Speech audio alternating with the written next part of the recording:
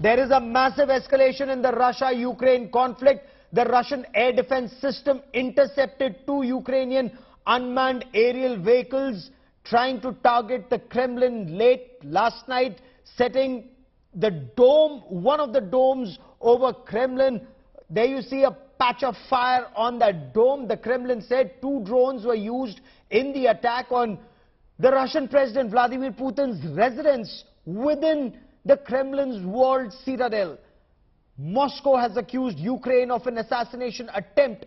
Moscow says this was an attempt to assassinate the Russian President Vladimir Putin. Ukraine, of course, has now officially denied any involvement in the Kremlin drone attack. Meanwhile, Russia has now warned of retaliatory measures against Ukraine. Moscow accused Kyiv of trying to assassinate the Russian president. Russia has said, as you can see in these images, 2 drones were used by Ukraine. Russia claims the drones were disabled by Russian systems. Russia has called it a planned terrorist attack. Kremlin in a statement said 2 unmanned aerial vehicles were aimed at Kremlin, and as a result of timely action taken by the military and special services with the use of radar warfare systems, the vehicles were put out of action. I quickly want to cut across to India Today's finest team of reporters who had reported with me both from Ukraine and from Moscow. Geeta Mohan, our foreign affairs editor, and Abhishek Bhalla, our defense editor, now join me on the broadcast. Geeta, coming to you first, what all has Moscow said and what's Ukraine's response? Well, the Ukrainian authorities have already come out and denied any involvement in the attack or knowledge of it so far. But Gaurav, the Russian authorities, the presidential press service has come out and, like you pointed out, has come out detailing out what really happened, what's the kind of system that was used to ensure that the UAVs are taken down, and they crash in Kremlin grounds, scattering fragments without causing any casualties or damage is what they're saying. But the matter is now being investigated. We have Sviatoslav Yurash, a young Ukrainian member of parliament, joining me on the broadcast. Mr. Yurash, Russia accuses Ukraine of trying to assassinate the Russian President Vladimir Putin, sir. Your sound is not working, sorry. Can you hear me? Mr. Yurash, can you hear me?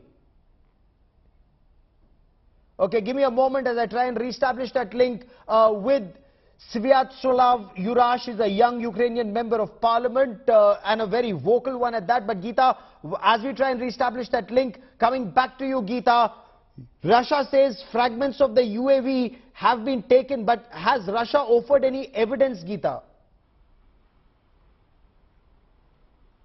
Well, not yet, because it's too early. They are looking into it. There are some fragments that were found in a forest as well, which is being reported by Russian media. But the last sentence of the statement that has been put out by Russia is very important, where Russia says it reserves the right to take countermeasures wherever and whenever it deems appropriate.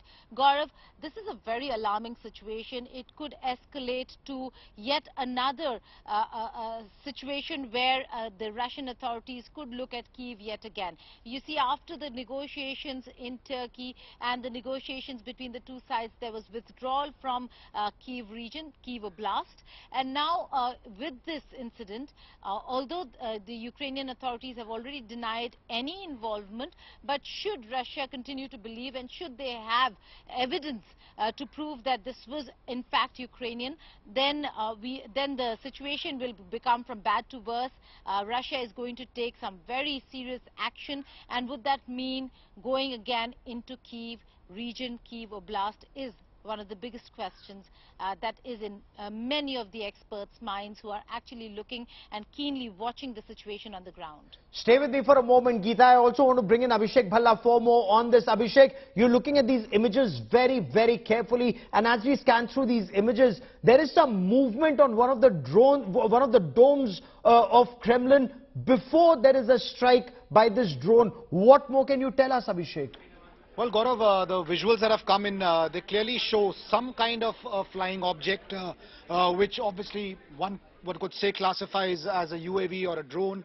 And just to give a sense of what the Kremlin is, this will tell you that this is an extremely fortified area, the most fortified area in Russia. The Kremlin houses 4 to 5 cathedrals, several palaces, including the Great Palace, which was the Emperor's Palace at one point of time.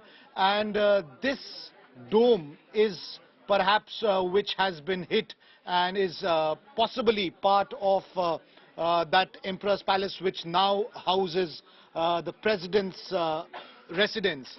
What the visuals have shown is some kind of an object hitting a dome with the Russian flag here, and we can also see smoke billowing out of that dome once that hit takes place. Now, what next is the big question, because clearly there is a war of words that has escalated from both the sides. Ukraine saying they have nothing to do with it. Russia on the other hand saying that this is an act of terror, and the fact that this comes just ahead of May 9 Victory Day parade, it clearly suggests that there are some sinister designs. Still not clear from either side what this object was that hit this building, but we can expect and apparently there were two. Apparently there were two, Abhishek. Stay with me.